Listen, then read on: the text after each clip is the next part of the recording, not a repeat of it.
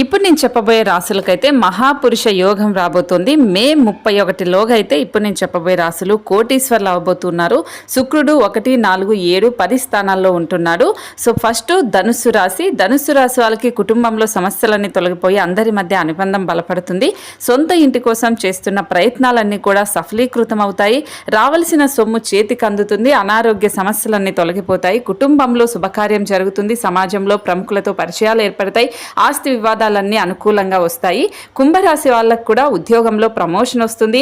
షేర్లు లాంటి సంబంధిత వ్యాపారాల్లో పెట్టుబడులు పెడితే కూడా వీళ్ళకి స్టాక్ మార్కెట్ ఇలాంటి వాటిలో లాభాలు వస్తాయి. కుటుంబంలో శుభకార్యం జరిగే అవకాశం ఉంటుంది. వీరు పట్టిందల్లా బంగారమే అవుతుంది. అనుకోకుండా ధనాన్ని పొందుతారు. ఇంట్లో బయట మీ మాటకు చాలా విలువ పెరుగుతుంది అని జ్యోతిష్య పండితులు చెప్తూ ఉన్నారు.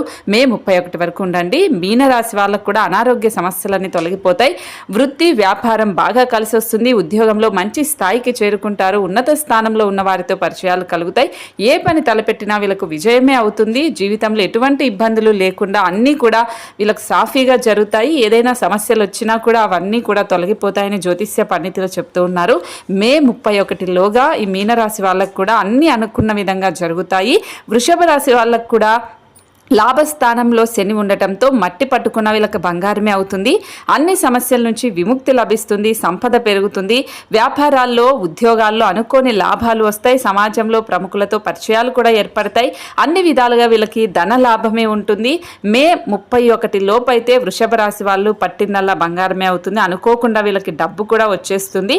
కోటీశ్వర్లు అవడం ఖాయమని జ్యోతిష్య పండితులు అంటూ ఉన్నారు. ఇక మిథున రాశి వాళ్ళకు కూడా సమాజంలో పేరు ప్రతిష్టలు పెరుగుతాయి. ఆదాయం కూడా పెరుగుతుంది. సమాజంలోనే ఒక ప్రముఖులైన వ్యక్తితో వీళ్ళు పరిచయం ఏర్పడుతుంది. అంత బాగా వీళ్ళు కూడా పేరు ప్రతిష్టలు తెచ్చుకుంటారు. నిరుద్యోగులకు విదేశాలకు వెళ్ళే అవకాశం ఉంటుంది. అక్కడ మంచి మంచి ఉద్యోగాలు కూడా వీళ్ళకి వచ్చే అవకాశం ఉంటుంది.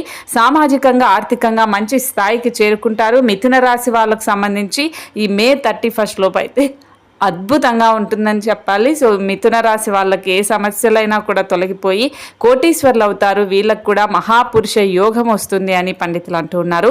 ఇక కన్యా రాశి వాళ్ళకు కూడా ప్రేమ జీవితం చాలా బాగుంటుంది. పెద్ద కుటుంబంతో వీళ్ళకు పెళ్లి కుదిరే అవకాశం ఉంటుంది. విదేశాలకు వెళ్తారు. ఆదాయం కూడా బాగా పెరుగుతుంది. కుటుంబ సభ్యులంతా సంతోషంగా ఉంటారు. వృత్తి వ్యాపారాల్లో చురుగ్గా ఉంటారు. అందరూ సంతోషంగా జీవిస్తారు. ఉద్యోగస్తులకు పదోన్నతి పెరుగుతుంది. పేరు ప్రతిష్టలు వస్తాయి.